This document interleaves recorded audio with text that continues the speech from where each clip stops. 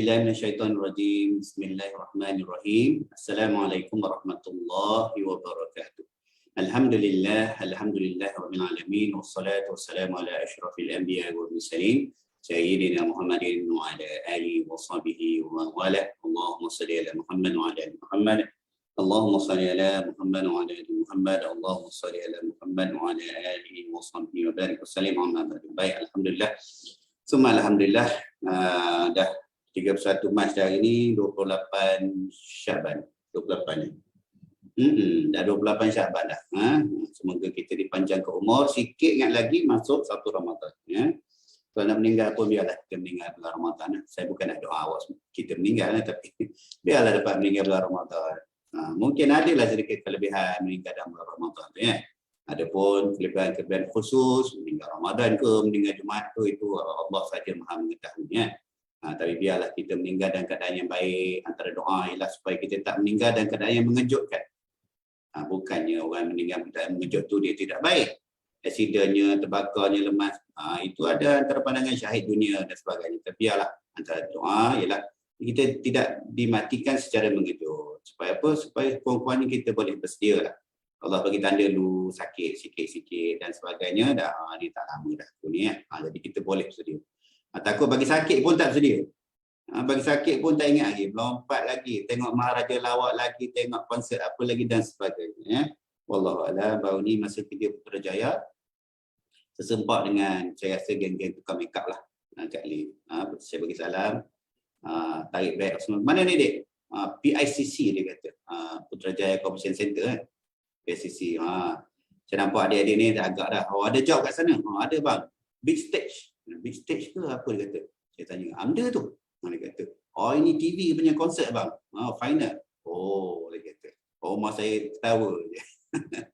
Jomok betul, tak tahu benda-benda. Big stage ke, big concert ke, apa dia kata. Salah satu tu lah. Saya lupa hadis tu. Khilaf. Big stage ke? Ada. TV, big stage. Puan Liana, sebagai ahli suluk, dia kasyaf. Dia nampak apa yang berlaku dalam TV walaupun dia tak buka TV. Dia tak tengok benda-benda tu semua tu. Lara bagi dia. Tapi itulah dia. Ya, dia nampak. Wallahualam. Jadi kita manfaatkan diri kita dengan sibukkan diri kita dengan ibadah. Dalam masa sama jangan lupa ada sahabat-sahabat kita yang uzur sakit. Covid sikit-sikit ni tak apalah. Alhamdulillah. Alhamdulillah. Tapi ada lagi teruk pada kita.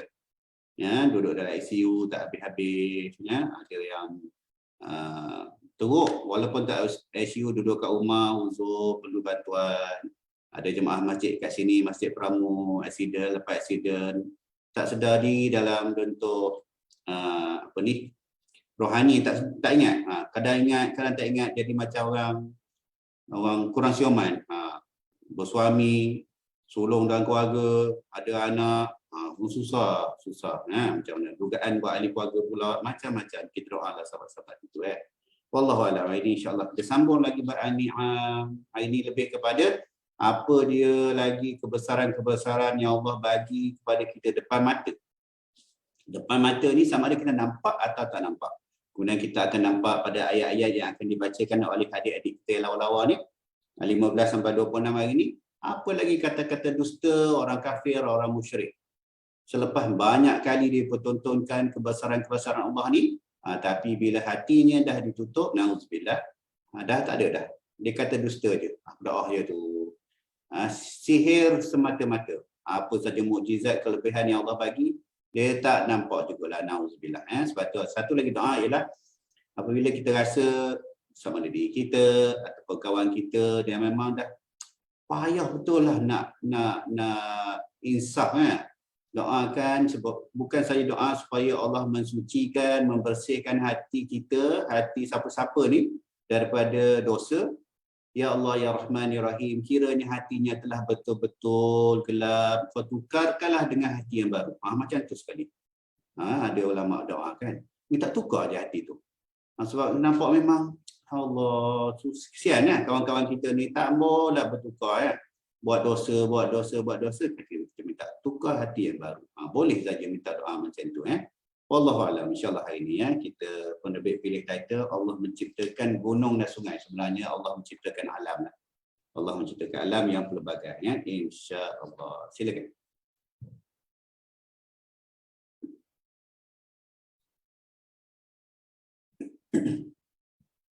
Siapa ngaji? A'udzubillahi minasyaitonirrajim. وألقى في الأرض رواسي أن تميد بكم وأنهارا وسبلا لعلكم تهتدون وعلامات وبالنجم هم يهتدون أفمن يخلق كمن لا يخلق أفلا تذكرون وإن تعدوا نعمة الله لا تحصوها إن الله لغفور رحيم والله يعلم ما تسرون وما تعلنون والذين يدعون من دون الله لا يخلقون شيئا وهم يخلقون أموات غير أحياء وما يشعرون أيان يبعثون إلهكم إله واحد فالذين لا يؤمنون بالآخرة قلوبهم منكرة وهم مستكبرون لا جرم أن الله يعلم ما يسرون وما يعلنون أنه لا يحب المستكبرين وإذا قيل لهم ماذا أنزل ربكم قالوا أساطير الأولين ليحملوا أوزارهم كاملة يوم القيامة ومن أوزار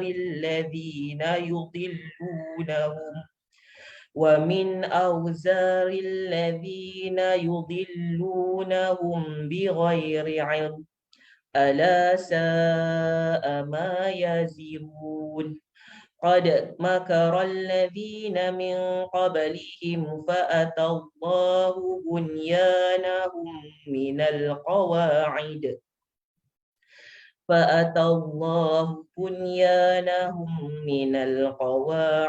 فخر عليهم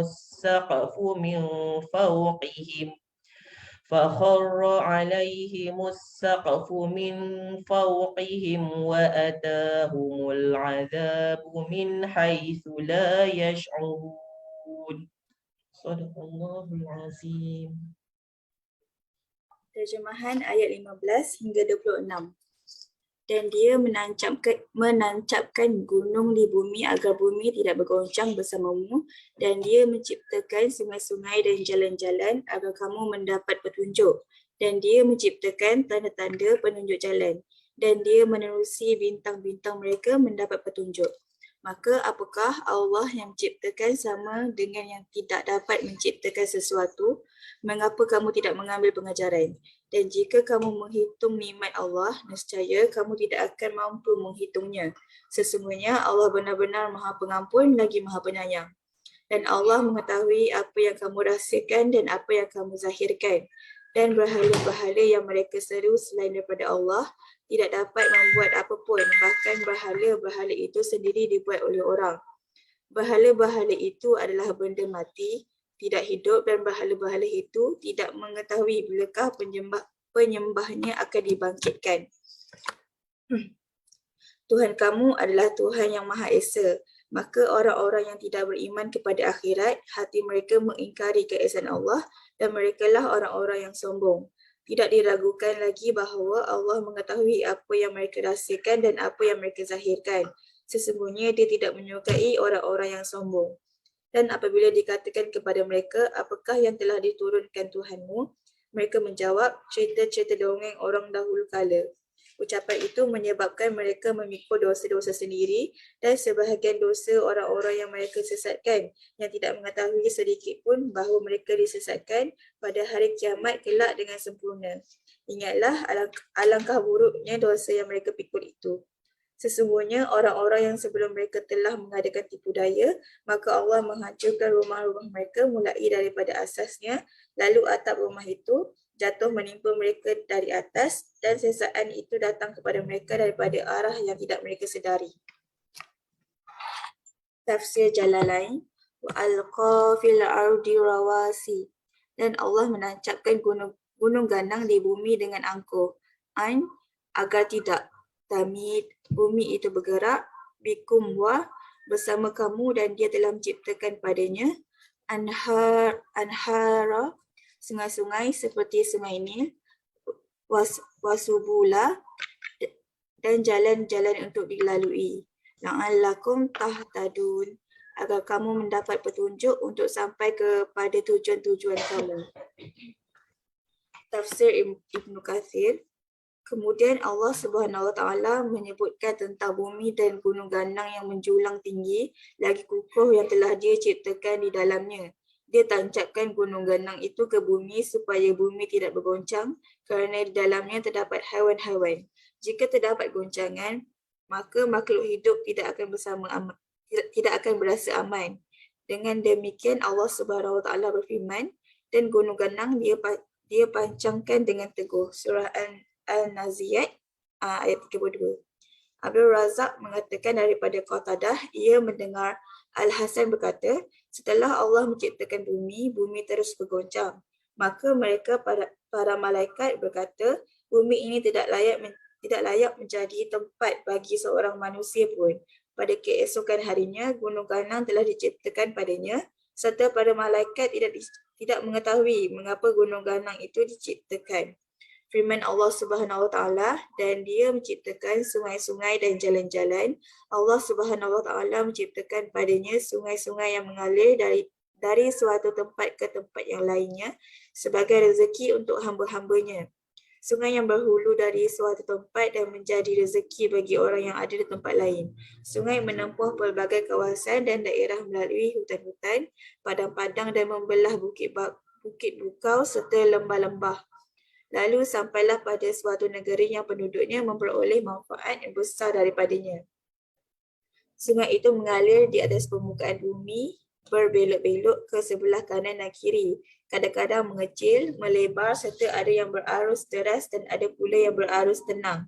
Kadang-kadang sebahagian lembah ada yang diairinya dalam suatu waktu, sedangkan pada waktu yang lain tidak diairinya. Dalam perjalanannya dari sumber menuju muaranya, kekuatan serta kelemahan arus air telah ditetapkan oleh kehendaknya dan mengikuti sunnah, iaitu ketentuan yang telah ditetapkannya. Maka tiada Tuhan selain daripada Dia dan tidak ada Rabb selain daripadanya. Demikian pula Allah Subhanahu Wa Taala telah menjadikan subul, iaitu jalan-jalan di atas permukaan bumi yang dapat dilalui dijadikan laluan oleh suatu negeri menuju ke negeri yang lainnya. Sungguh Allah Subhanahu Wa Taala telah membelah gunung ganang sehingga jadilah di antara kedua gunung itu jalan yang dapat dilalui. Sebagaimana firman Allah Subhanahu Wa Taala, dan telah kami jadikan di bumi itu gunung ganang yang kukuh agar ia tidak goncang bersama mereka. Dan kami jadikan di sana jalan-jalan yang sangat lurus. Surah Al-Anbiya, surah ayat 31. Riyadus Salihin. Besarnya gunung jika dibandingkan dengan kekuatan seluruh makhluk, meskipun mereka menghimpun seluruh kekuatannya, maka kekuatan mereka tidak akan sebanding dengan kekuatan gunung. Jika mereka hendak menutupnya sedikit sahaja, nescaya mereka tidak akan dapat melakukan kecuali dengan sesuatu yang amat luas, itu pun disertai dengan kesulitan yang luar biasa. Maka sudah semestinya kita wajib merenungkan dan mentafakurkannya bagaimana Allah Subhanahu Wa Taala menegakkannya. Allah Subhanahu Wa Taala menegakkannya atas dasar hikmah yang agung kerana Allah menjadikan kepentingan besar pada gunung. Antara lain bahawa gunung diciptakan sebagai pasak bagi bumi sehingga bumi tersebut dapat kukuh dan tidak bergoncang. Allah Subhanahu Wa Taala berfirman, dan Dia menancapkan gunung di bumi agar bumi itu tidak bergoncang bersama kamu. Surah An-Nahl ayat 15. Sekiranya Allah membiarkan bumi itu dan tidak mengukuhkannya dengan menancapkan gunung ganang di atas bumi, maka bumi itu akan bergoncang seperti bahtera di atas air kerana kuatnya gelombang. Namun dengan ditancapnya gunung tersebut, Allah menjadikan bumi tenang dan tidak bergoncang. Hadis Nabawi daripada Ali bin Abu Talib radhiyallahu anhu, ia berkata, ketika Allah menciptakan bumi, maka ia bergoncang. Kemudian ia berkata, wahai Tuhanku, engkau jadikan di atasku Bani Adam yang melakukan kesalahan-kesalahan dan menjadikan di atasku keburukan-keburukan. Dia berkata, maka Allah Subhanahu Wa Taala meletakkan pada bumi itu gunung ganang sebagai dasar, dan sebagai dasar ada yang kamu lihat dan tidak kamu lihat. Penetapannya itu seperti daging yang gemetar. Hadis riwayat Ibnu Jarir. Hadis Qudsi daripada Abdullah radhiyallahu anhu, dia berkata, seorang pendeta menghadap Rasulullah SAW. Dia berkata, wahai Muhammad, sungguh kami dapati Allah menjadikan langit di atas satu jari dan bumi di atas satu jari, pohon di atas satu jari dan semua makhluk di atas satu jari. Dan Allah berfirman, akulah Raja. Nabi SAW tertawa sehingga tampak gigi geraham baginda, membenarkan kata-kata pendeta itu. Kemudian Rasulullah SAW membaca ayat dan mereka tidak mengagungkan Allah sebagaimana mestinya. Surah Al-An'am ayat 91. Hadis riwayat Bukhari. Baik, alhamdulillah, summa alhamdulillah. Hari ini agak jelas ya. Kalau dari segi zahir ayat-ayat itu pun insya-Allah kita boleh faham dan diperkuatkan dengan beberapa lagi penjelasan daripada tafsir Ibnu Katsir, daripada Riyadhus Shalihin, hadis Rasulullah dan hadis Qudsi itu ya. Bagaimana besarnya kejadian alam tu bagi mereka yang direzekikan memahami, dapat melihat kebesaran Allah. Itu je kata kunci dia. Di sebaliknya di Allahumma salli ala Muhammad, dan jika Allahumma salli ala Muhammad, maka ayat 17 kan. Maka apakah Allah yang menciptakan sama dengan yang tidak dapat menciptakan sesuatu? Mengapa kamu tidak mengambil pengajaran? Itulah dia soalan dia. Sepatutnya dengan kejadian alam yang macam-macam tadi dah disyarahkan. Anissa dah baca dah syarahkan bagaimana keadaan bumi itu sendiri menggeletar apabila diletakkan makhluk bernama manusia. Macam-macam lagi lah. Allah beritahu bumi itu dipasakkan dengan gunung ganang, ada yang kita nampak, ada yang kita tak nampak. Betul lah tu. Siapa yang minat bahagian geologi dan sebagainya, dia carilah kebesaran-kebesaran Allah dari segi geologi, kejadian alam, disatukan pula dengan fakta-fakta sains dan sebagainya. Nampak lagi besar, lagi besarnya kebesaran Allah tu. Tapi kalau tak nampak ya. Kalau tak nampak, kita ambil ayat yang tu, Allahumma salli ala Muhammad. Ayat 24, apabila dikatakan kepada mereka, apakah telah diturunkan Tuhanmu? Mereka menjawab, cerita dongeng orang dulu kala. Tak adalah. Kemudian Allah kata, ucapan itu menyebabkan mereka memikul dosa-dosa sendiri dan sebahagian dosa orang-orang yang mereka sesatkan dan tidak mengetahui sedikit pun bahawa mereka disesatkan pada hari kiamat kelak. Dengan sempurna ingatlah alangkah buruknya dosa yang mereka pikul tu. Kalau dah lah nak ingkar akan perintah Allah, tapi ada juga yang ajak orang lain pun ingkar juga. Dia dah ingkar perintah Allah, tak nak berkahwin dengan Allah, tak nak melakukan syariat ke dan sebagainya, tapi dia ngajak pula orang lain. Ya? Bertimpa-timpa lah dosa dia. Satu hadis, kalau hadis ni semua dapat aku biasa dengar, kita ambil daripada Allahumma salli. Ini untuk nak mensyarahkan itulah ucapan mereka menyebabkan mereka memikul dosa-dosa tu. Dalam tafsir Ibnu Katsir dia bawa sebuah hadis, tidak dinyatakan hadis ni riwayat siapa. Sekejap kan, tengok nota 5 sekejap. Hadis riwayat Abu Daud, Ibnu Majah dan Imam Ahmad ya. Okey dah. Hadis Abu Daud, Ibnu Majah dan Imam Ahmad. Dalam hadis ni Rasulullah sallallahu alaihi wasallam bersabda, barang siapa mengajak kebaikan, dia mendapat pahala seperti pahala-pahalanya orang yang mengikutinya tanpa mengurangkan pahala mereka sedikit pun. Kita ajak orang puasa, kita ajak sedekah, kita ajak orang buat baik, kita anjurkan orang memberi salam walaupun kepada orang yang kita tak kenal dalam lift. Beri salam ni masuk lift, Assalamualaikum. Tak jadi masalah, tetapi ulama pada bincang sikit, Kalau lelaki dan perempuan berseorangan dan tidak saling mengenali, maka terbaiknya diam. Bagi salam boleh jatuh makruh sebab takut datang fitnah, tapi kalau kenal tak ada masalah, bagi je Assalamualaikum contohnya. Ya. Siapa ajak buat baik dalam bentuk apa sekalipun, dia akan dapat penuh pahala kebaikan yang orang tu lakukan, tanpa mengurangkan sedikit pun pahala orang yang melakukan kebaikan. Dan barang siapa mengajak kesesatan, dia mendapat dosa seperti dosa-dosa orang yang mengikutinya tanpa mengurangi dosa mereka sikit pun. Itulah sebaliknya. Nauzubillah. Ya. Pilihlah nak ajak orang buat kebaikan ke kejahatan. Pilih. Ayat ni Allah dah beritahu dah. Menyebabkan mereka memikul dosa-dosa sendiri dan dosa orang yang mereka sesatkan. Dalam ayat ni sebahagian dosa orang yang mereka sesatkan. Dalam hadis tu dia kata pikul. Wallahu a'lam. Dosa tak usah fikirlah. Sikit ke, sebahagian ke, semua ke. Pikul dosa sikit pun kita tak nak. Jadi kita elakkan daripada memikul dosa orang lain atas sebab diri kita. Kejahilan kita, mengajak orang buat benda mungkar dan sebagainya. Itu satu. Kemudian daripada hadis kursi yang ujung tu, wahai Muhammad, pendeta ni maksud dalam syarah kepada hadis ni, pendeta tu ialah pendeta Yahudi. Pendeta Yahudi, masih tengok nota. Ada saya keluar nota ni. Allahumma salli ala Muhammad. Allahumma salli ala Muhammad. Pendeta Yahudi. Kalau tengok ni daripada hadis, yang ni datang daripada hadis Bukhari. Itu hadis Bukhari, yang nota saya pun hadis Bukhari dan Muslim. Ya. Hadis ni riwayat yang sini tak tahu riwayat siapa. Hadis yang saya jumpa ni riwayat Abdullah bin Mas'ud.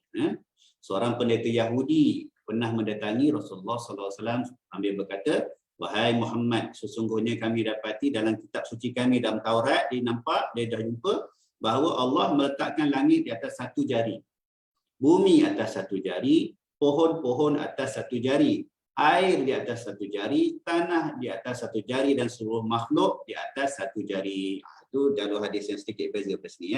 Itu lebih kurang samalah. Ya. Allahumma salli alaihi. Maka Allah pun berfirman, akulah penguasa, malik raja. Maka Rasulullah SAW tertawa. Nampak gigi. Rasulullah tertawa. Membenarkan ucapan pendeta Yahudi itu. Kemudian beliau membacakan firman Allah dalam surah Al-Zumar. Dan sini surah Allahumma salli alaihi wasallam, surah Al-An'am. Kalau kita tengok Al-An'am 91, muka surat 139, atas kiri belah kanan. Macam Ustaz Hadi Hidayat, tapi buku depan mata ni. Mereka tidak mengagungkan Allah sebagaimana seharusnya ketika mereka berkata, Allah tidak menurunkan sesuatu pun kepada manusia. Katakanlah Muhammad, siapakah yang menurunkan kitab Taurat yang dibawa oleh Musa sebagai cahaya dan petunjuk bagi manusia? Kamu jadikan kitab itu lembaran-lembaran kertas yang bercerai-berai. Kamu memperlihatkan sebahagiannya dan banyak yang kamu sembunyikan. Padahal telah diajarkan kepadamu apa yang tidak diketahui, baik olehmu maupun oleh nenek moyangmu. Katakanlah, Allah lah yang menurunkannya, kemudian setelah itu biarlah mereka bermain-main dengan kesesatannya. Penerbit tulis kesesatan sebagai sindiran kepada mereka seakan-akan mereka dipandang sebagai kanak-kanak yang belum berakal. Ini perihal orang-orang Yahudi dengan perkara-perkara dalam kitab Taurat. Ada yang betul, ada yang diselewengkan dan sebagainya. Ada yang mereka pilih-pilih saja. Ya. Kemudian kalau daripada hadis yang saya ambil jalur hadis tadi, Rasulullah SAW membaca surah Al-Zumar. Az-Zumar 67, Az-Zumar 67, terjemahan Az-Zumar 67, dan mereka tidak mengagungkan Allah sebagaimana mestinya, padahal bumi seluruhnya dalam genggamannya pada hari kiamat. Hari kiamat tu kita dah baca yang mana langit, bumi, matahari tu dilipat. Macam mana Allah lipat? Wallahu a'lam. Mudah sangat Allah lipat. Lipat macam tu ya. Selesai, habis. Kita nampak matahari tu besar sangatlah. Agung sangatlah kejadian Allah namakan kita punya solar system kita ni. Bumi bergerak sikit je 1 darjah ke atas ke matahari, panas kita tak tahan dah, cair lah. Wallahu a'lam. Tunduk sikit daripada orbit kita 1 darjah, bekulah kita. Itulah cantiknya kejadian Allah tu, kitaran dan sebagainya lah. Itu kebesaran Allah dalam menciptakan alam ni. Maksud dia Allah menciptakan mereka tidak mengagungkan Allah sebagaimana mestinya, padahal padahal bumi seluruhnya dalam genggamannya pada hari kiamat. Dan langit digulung dengan tangan kanannya. Dalam ayat surah Zumar, ayat 6 ni digulung, ayat 67 ni, langit digulung dengan tangan kanannya. Maha suci dia yang maha tinggi dari apa yang mereka persekutukan, tak boleh mensyirikkan Allah. Dalam ayat ni dikatakan Allah menciptakan alam ni daripada jari-jari Allah saja. Maka kita sucikan Allah daripada sifat makhluk, atas kebesaran Allah lah. Begitulah, sesuailah. Apa makna jari Allah tu? Sesuailah dengan keagungan Allah, kesucian Allah. Macam tu je lah. Laisa kamitslihi syai'. Mudah je, tanpa kita perlu masuk ke dalam perbincangan yang detail berkenaan dengan perkara-perkara mutasyabihat ini. Kita ambil kebesaran dan sucikan dia Allah daripada sifat makhluk. Apa makna sebenar jari itu? Wallahu a'lam. Ini daripada hadis kursi, hadis sahih. Dibawa dengan kata jari. Tadi surah Zumar, tangan kanan. Wallahu a'lam. Begitulah. Hari ini insyaAllah. Besok sambung lagi bagaimana dustanya orang musyrik tu, bagaimana mereka akan dihina di hari kiamat besok. Nampak, kemudian diberi kelebihan pada kita lah insyaAllah. Kita dah baca bab syurga adnin. Kita dah baca dah apa dia syurga adnin, macam mana, siapa duduk dalam dia. Besok kita jumpa lagi insyaAllah. Syurga adnin, penambil pilih cerita besok, kehidupan roh dan hati. Roh dan hati. Wallahu a'lam. InsyaAllah istiqamahlah kita dalam tadabbur Al-Quran, dalam apa saja cara sekalipun. Yang terbaiknya berguru, pergi kepada kuliah tafsir. Siapa nak join lah saya dekat Pondok Ujung Minggu, Masjid Tengku Ampuan Afzal. Kuliah tafsir Ibnu Katsir, Al-Fadil, Ustaz muda hebat kita, Ustaz Nafis Azami. Setiap hari Sabtu, minggu pertama dan kedua. Kuliah tafsir Ibnu Katsir. Orang muda-muda ni cari masa, tak pun tengok live. Live FB Pondok Ujung Minggu. Boleh tengok sejam je. Sejam setengah. 9, 10:30. Sekejap je. Sacrifice masa ujung minggu 1 jam. Yang terbaiknya datang kelas. Muda-muda ni datang kelas. Belajar akidah. Ustaz Razak ajar akidah. Kitab yang diajarkan pejabat ni datang. Bawa mak, bawa ayah datang. Apa salahnya? Program lain kita boleh susun kan? Program East Coast Mall kita boleh susun. Program Mega Mall kita boleh susun. Program makan-makan jalan-jalan boleh susun. Program agama apatah lagi. Susun awal-awal. Jangan tunggu tua berjanggut macam saya baru nak cari agama. Biar muda-muda ni dah selesai buat agama. Wallahu a'lam. Itu saja kempen kita pada pagi ni. Wallahu a'lam, insyaAllah besok kita sambung lagi. Panjang umur, sihat tubuh badan. Satu hari satu muka dia pun dah memadai untuk kita tadabbur Al-Quran bersama-sama. Walaupun hanya membacanya bersama-sama. A'udzubillahi minasyaitonirrajim. Bismillahirrahmanirrahim. Allahumma faqihna fid-din. Semoga Allah beri kita semua kefakihan, kefahaman dalam agama. Allahumma faqihna fid-din wa 'allimna ta'wil wa ihdinas siratal mustaqim.